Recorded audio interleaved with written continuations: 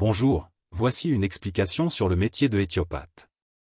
Le terme « éthiopathe » est lié à l'éthiopathie, une méthode thérapeutique manuelle qui se concentre sur l'identification et le traitement des causes des troubles fonctionnels du corps humain. Voici une explication détaillée. Définition de l'éthiopathie. L'éthiopathie est une discipline de médecine alternative qui repose sur une approche mécanique et causale.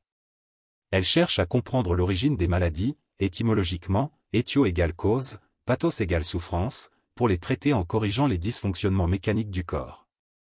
Elle considère que de nombreux troubles de santé proviennent d'un déséquilibre ou d'une restriction de mobilité dans une structure corporelle, os, muscles, articulations, viscères. Fonction d'un éthiopathe. L'éthiopathe intervient principalement en identifier la cause profonde des douleurs ou troubles fonctionnels. Utilisant des techniques manuelles, mobilisation douce, manipulation, pour rétablir l'équilibre et la mobilité dans les zones concernées. Soulageant les troubles mécaniques liés au squelette, aux muscles, aux articulations, ainsi que certaines affections viscérales. Principes fondamentaux. Diagnostic causal. L'éthiopathe ne se contente pas de traiter les symptômes, douleurs, inflammations, etc., mais cherche à en comprendre la cause en analysant les relations mécaniques entre les organes et les structures du corps. Traitement manuel. Les techniques employées visent à rétablir la mobilité des structures mécaniques, permettant au corps de retrouver son fonctionnement normal. Méthode non invasive. Contrairement à la médecine conventionnelle, l'éthiopathie n'utilise pas de médicaments ni d'intervention chirurgicale. Origine de l'éthiopathie. Fondement historique. Les principes de l'éthiopathie s'inspirent des travaux de la médecine antique, notamment ceux d'Hippocrate, siècle avant Jésus-Christ, qui considérait que la santé dépendait de l'équilibre entre les différentes parties du corps. Développement moderne. L'éthiopathie telle qu'on la connaît aujourd'hui a été formalisée en France dans les années 1960 par Christian Trédaniel, un praticien ayant étudié diverses approches manuelles, ostéopathie, médecine traditionnelle. Il a voulu créer une discipline centrée sur l'étude des causes mécaniques des pathologies. Différence entre éthiopathie et ostéopathie.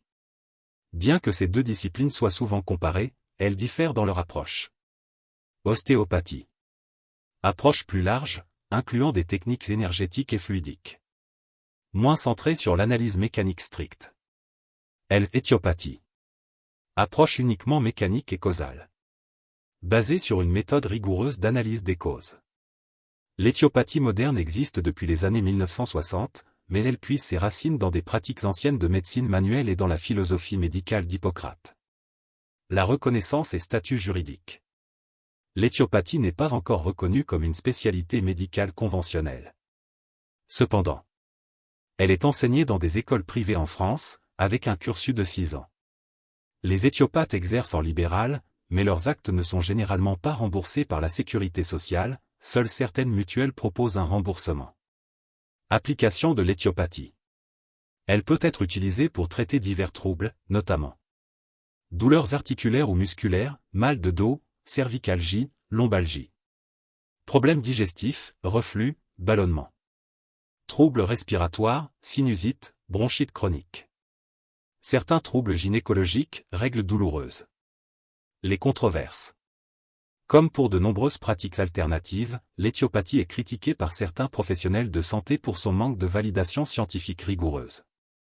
Malgré cela, de nombreux patients rapportent des bienfaits, surtout pour des troubles fonctionnels où la médecine conventionnelle est parfois limitée. En résumé, l'éthiopathie est une discipline manuelle créée dans les années 1960, visant à traiter les causes des troubles corporels grâce à une approche mécanique et rigoureuse. Pour bien qu'elle ne remplace pas la médecine classique, elle peut être un complément utile pour soulager certains dysfonctionnements fonctionnels.